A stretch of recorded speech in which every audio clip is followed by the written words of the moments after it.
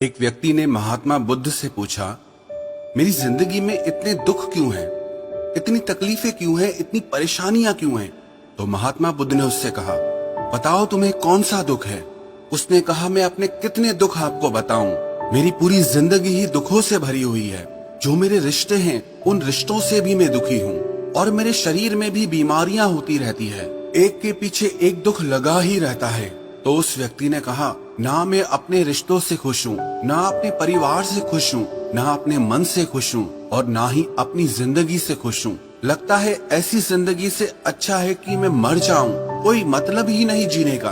तो महात्मा बुद्ध ने उस व्यक्ति से पूछा कि बताओ कि तुम्हारे इन सारे दुखों का क्या कारण है? तो वो व्यक्ति महात्मा बुद्ध से कहने लगा कि मैं आपके पास इसीलिए तो आया हूँ कि आप बताओ मेरी जिंदगी में इतने दुख क्यों हैं? इन सब का क्या कारण है? महात्मा बुद्ध ने उस व्यक्ति से कहा, जरा गहराई से सोचो, विचार करो, देखो कहाँ है तुम्हारा दुख, क्या कारण हो सकता है तुम्हारे दुख का।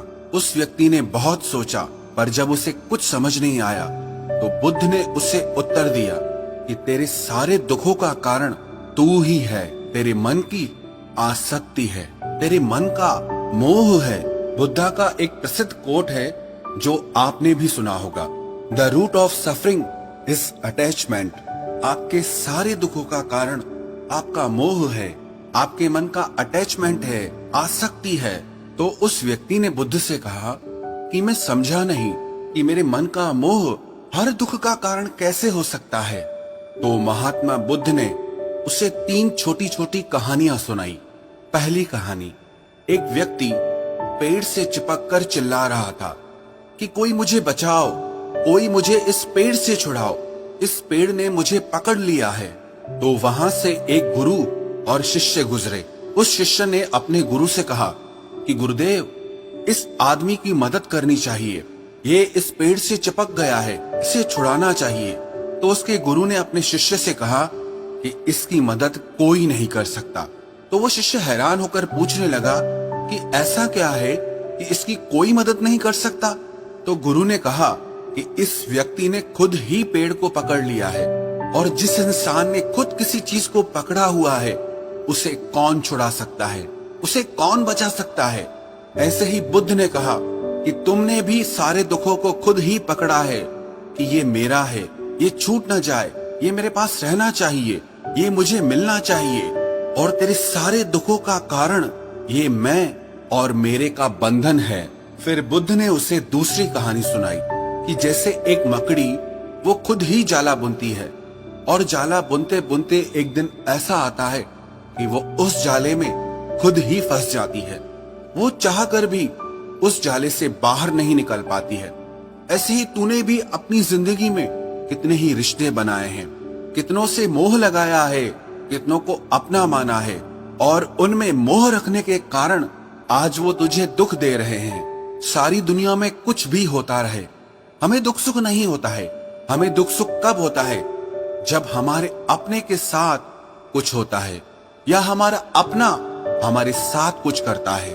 फिर महात्मा बुद्ध ने उसे तीसरी कहानी सुनाई कि शहद से भरे एक पात्र में एक उड़ती हुई मक्खी घुस जाती है। उस शहद के मीठे रस में उसे बहुत आनंद आता है, वो बहुत प्रसन्न होती रहती है, और अगर वो चाहे तो थोड़ा सा शहद का रस लेकर के वहां से उड़ सकती है। लेकिन वो उस रस में इतना डूब जाती है, इतना खो जाती है कि वो वहां से उड़ना ही नहीं चाहती, और उस रस को लेते लेते उसके पंख उसी शहद में फंस जाते हैं। फिर जब तक उसका पेट भरता है वो बुरी तरह से उस शहद में फंस जाती है। फिर वो वहां से निकलने की बहुत कोशिश करती है, आगे जाती है, पीछे जाती है, दाएं जाती है, बाएं जाती है, पर वो वहां से उड़ नहीं पाती है, वो फंस जाती है उसी में ही। ऐसे ही तूने भी अपनी जिंदगी में जिन रिश्तों में आनंद लिया, सुख लिया, शुरू शुरू में तो तुझे बहुत सुख आया, और आज वही रिश्ते तुझे दुख दे रहे हैं। ऐसे ही जब कोई व्यक्ति जब स्वास्थ्य की परवाह ना करके स्वादिष्ट रसों के पीछे पड़कर कुछ भी खाने लगता है तो आगे चलकर उसका शरीर खराब हो जाता है, उसके शरीर में रोग आ जाते हैं। ऐसे ही जब मन संसार की बहुत सारी आशाएं कर लेता है, तृष्णाएं और वासनाएं कर लेता है, तो उसके मन में धन का लोभ आ जाता है और फिर चाहे उससे कितना भी धन मिलता रहे, उसकी तृप्ति कभी भी नहीं होती। वो हमेशा धन से अतृप्त रहता है और फिर इससे उसके मन में दुख का जन्म होता है। फिर उस व्यक्ति को एहसास हुआ कि महात्मा बुद्ध बिल्कुल सही कह रहे हैं। यही वजह है मेरे सारे